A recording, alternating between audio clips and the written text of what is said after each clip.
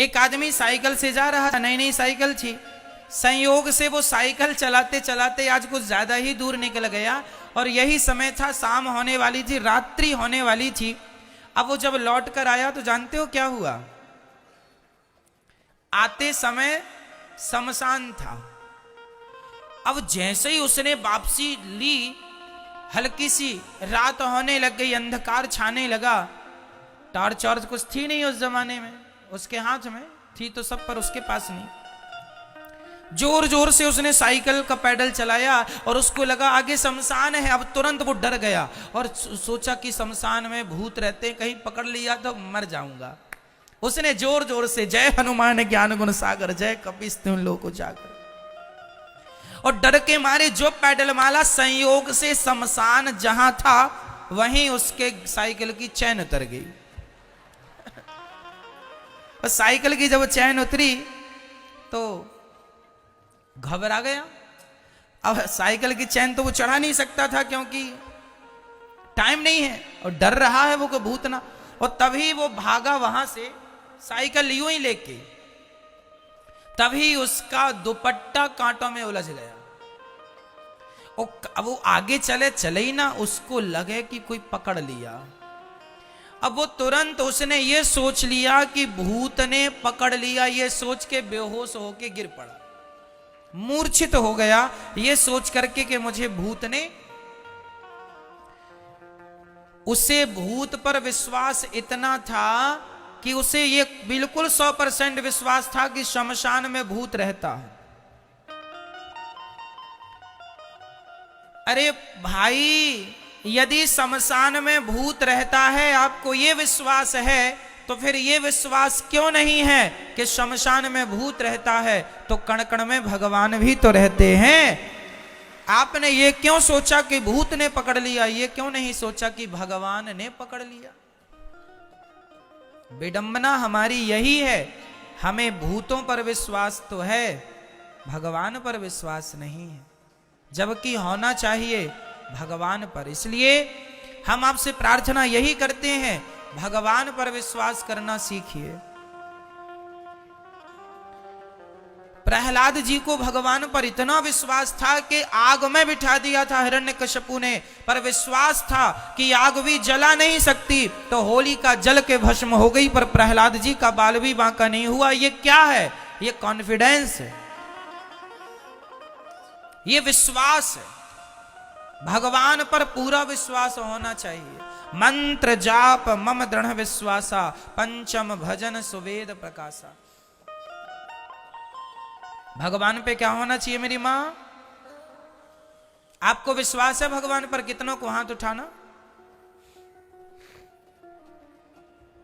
चलो अच्छा है, होना चाहिए।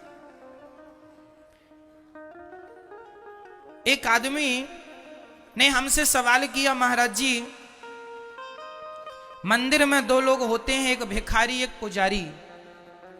पुजारी ठीक ठाक रहते हैं, भिखारी मांगता ही रहता है, दोनों ही राम राम जपते हैं, तो क्या भिखारी के राम और पुजारी के राम अलग अलग हैं क्या? हमने कहा ना जी, अलग अलग नहीं है। तो फिर ये अंतर किस बात का है, अंतर क्यों है? हमने कहा ये सुई लेकर जाओ, पता चल जाएगा अंतर क्यों है।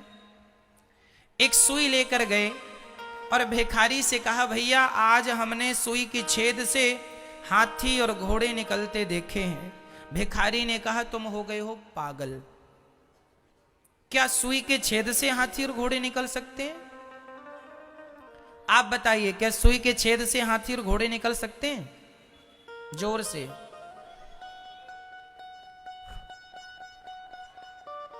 क्या संभव है?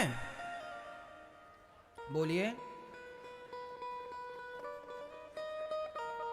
हां या ना में जवाब दीजिए। नहीं, सुई के छेद से कभी हाथी घोड़ा नहीं निकल सकता, ऐसा जवाब भिखारी ने दिया। अब वही सुई लेकर वही आदमी पुजारी के पास गया, पुजारी जी आज हमने सुई के छेद में हाथी और घोड़ा निकलते देखा है, आप बताओ। पुजारी जी ने कहा, भैया इसमें कोई आश्चर्य नहीं है, कोई आश्चर्य नहीं। कैसे? बोले भगवान श्री कृष्ण ने जरा सा मुंह खोला था अपना, मैया यशोदा ने कहा तैने मिट्टी खाई है? ना मैया ना खाई, चल मुंह खोल आ। जब मुंह खोला तो इतने से मुंह में क्या नजर आया? क्या? ब्रह्मांड। हाँ, जिनके इतने से मुंह में ब्रह्मांड नजर आ गया, उनकी कृपा हो जाए और वो चाह लें तो सुई के छेद से हाथी और घोड़ा क्या पूरी दुनिया निकल सकती है? भैया ये जवाब था पुजारी जी का। अब भिखारी और पुजारी के दोनों के जवाब में क्या अंतर है, आप बताएंगे हमें? भिखारी राम राम तो बोलता है, पर राम पर विश्वास नहीं है। विश्वास नहीं है, इसलिए ही उसने कहा कि सुई के छेद से हाथी और घोड़ा नहीं निकल सकता। जबकि पुजारी ने इस विश्वास से कहा कि वो चाह लें तो सुई के छेद से हाथी घोड़ा तो क्या पूरा का पूरा ब्रह्मांड निकाल सकते हैं। वो भगवान कर्तुम अकर्तुम अन्यथा कर्तुम सर्व सामर्थ्य, भगवान सब कर सकते।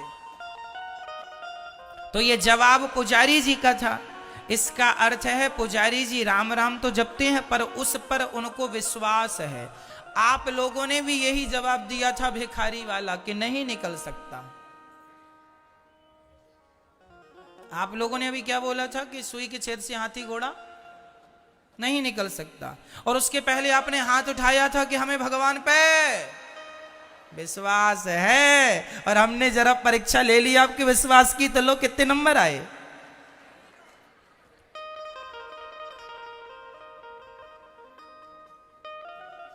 बड़े कहते हो विश्वास है, और हम कह दे कि हाथी घोड़ा निकल गए सुई के, तो कह दो ना ठीक।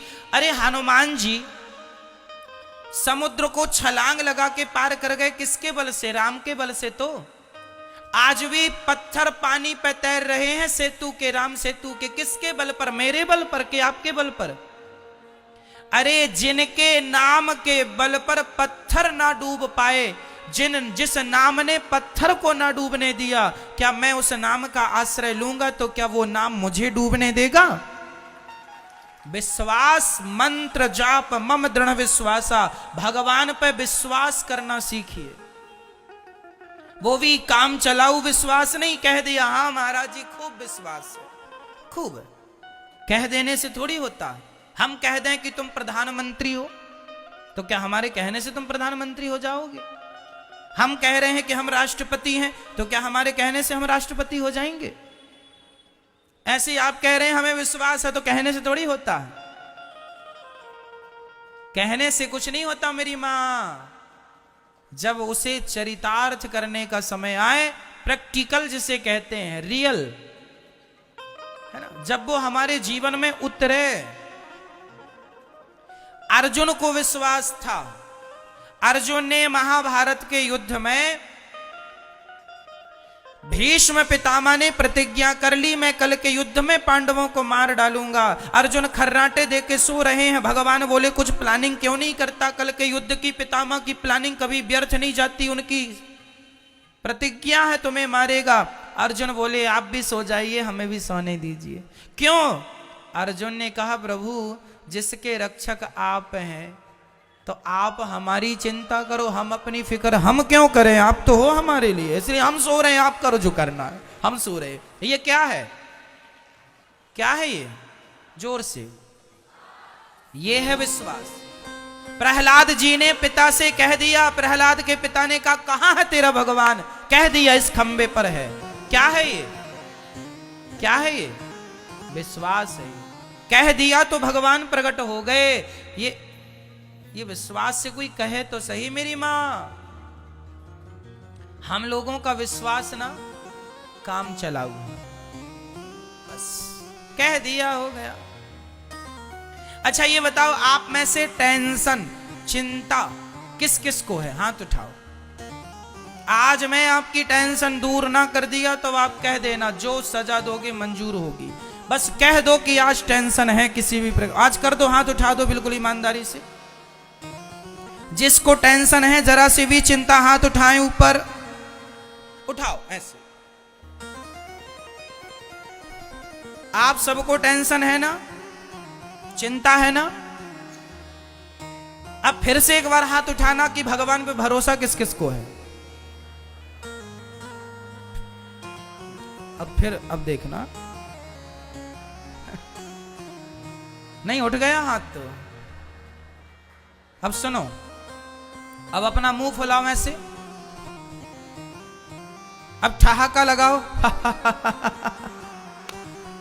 अब ये मुंह फुलाना और ठहाका लगाना, ये दोनों काम एक साथ करके दिखाओ, क्या संभव है? जैसे गाल फुलाना और ठहाका लगाना, ये दोनों काम हम एक साथ कभी नहीं कर सकते। उसी तरह आप एक तरफ तो ये कहते हैं कि हमें भगवान पर विश्वास है, और दूसरी तरफ ये भी कह रहे हैं कि हमें चिंता है। अरे जब विश्वास है तो चिंता किस बात की, और चिंता है तो फिर विश्वास कैसा? अंधकार और प्रकाश क्या दोनों एक साथ रह सकते हैं? बोलो। जब समर्पण कर दिया, विश्वास कर लिया कि मेरे भगवान है, मुझे पूरा विश्वास है, तो चिंता किस बात की? महाराज जी चिंता है जरा घर की कि घर बनेगा कि नहीं, चिंता है बेटी की कि बेटी का विवाह कब होगा, कैसे होगा, चिंता है जरा बच्चों की, चिंता है जरा पढ़ाई की, चिंता है जरा भविष्य की। अरे मेरी माँ, विश्वास कर लिया आपने तो अब आप चिंता ना करिए, निश्चिंत होके भगवान को याद करिए। अब भगवान आपकी चिंता करेंगे, आपको चिंता करने की जरूरत नहीं है।